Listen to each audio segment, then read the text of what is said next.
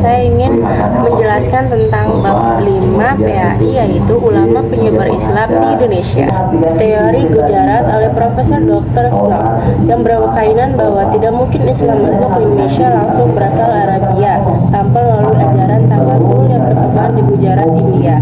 Wilayah Kerajaan Samudra Pasai merupakan daerah pertama penerimaan ajaran agama Islam. Yang B, teori makal oleh Profesor Dr.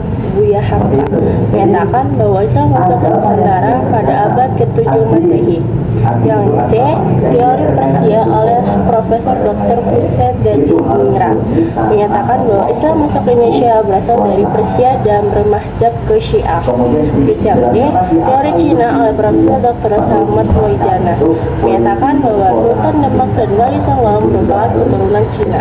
Terus yang E, teori maritim oleh N.A. Balogh menyatakan bahwa proses pengenalan ajaran Islam berlangsung selama kurun waktu abad ke-1 hingga abad ke-5. Perkembangan Kesultanan di Indonesia. 6 masa perkembangan agama Islam adalah kurun waktu pada saat umat Islam telah bangun kesultanan sebagai bentuk kekuasaan politik, dimulai pada abad ke-11 Masehi. Terus ada tokoh penyebar agama Islam di Indonesia. Banyak tokoh dan sultan yang berperan aktif dalam penyebaran Islam di wilayah masing-masing. Yang pertama ada Sultan Malik Al-Saleh 1267 hingga 1297 Masehi. Siau atau Sultan Malik Al-Saleh merupakan pendiri dan raja pertama Samudra Pasai, berdiri pada tahun 1297 Masehi.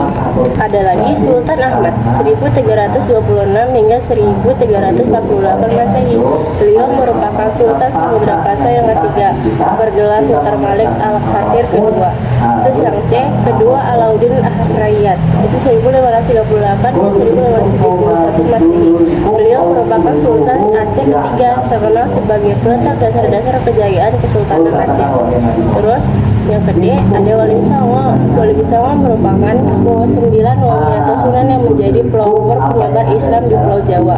Mereka adalah Maulana Malik Ibrahim yaitu Sunan Gresik, Raden Rahmat Sunan Ampel, Maulana Maklum Ibrahim Sunan Bonang, Raden Paku Sunan Giri Syarifiddin Sunan Derajat, Raden Masyahid Sunan Kalijaga, Jafar Syadiro Sunan Kudus, Raden Umar Said Sunan Muria, Syarif Hidayatullah Sunan Gunung Jati, dan E, Sultan Alauddin. Sultan Alauddin nama aslinya adalah Imama Rani Daeng Wan Robiah sebagai Raja Goa pada usia 7 tahun.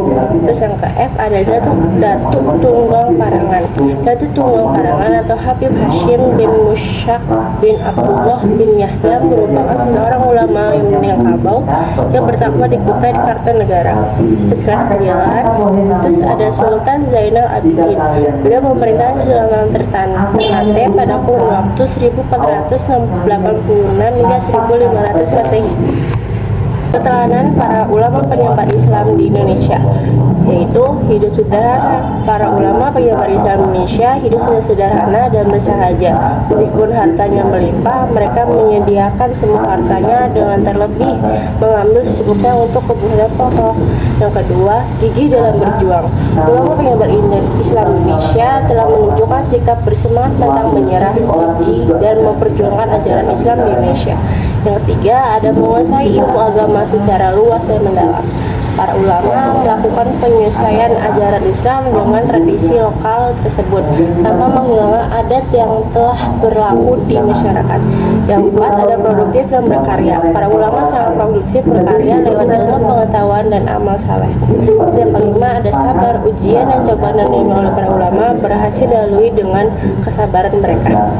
Yang keenam, ada menghargai perbedaan. Islam secara tegas menyatakan tidak ada paksaan dalam beragama. Umat beragama saling menghargai dan menghormati perbedaan agama, suku, ras, atau golongan. Terus yang ketujuh adalah berdakwah secara damai. Islam dan toleransi. Dakwah Islam juga harus dilakukan secara damai dan bermartabat. Sekian video rangkuman bab 5 dari saya. Kurang lebih mohon maaf. Wassalamualaikum warahmatullahi wabarakatuh.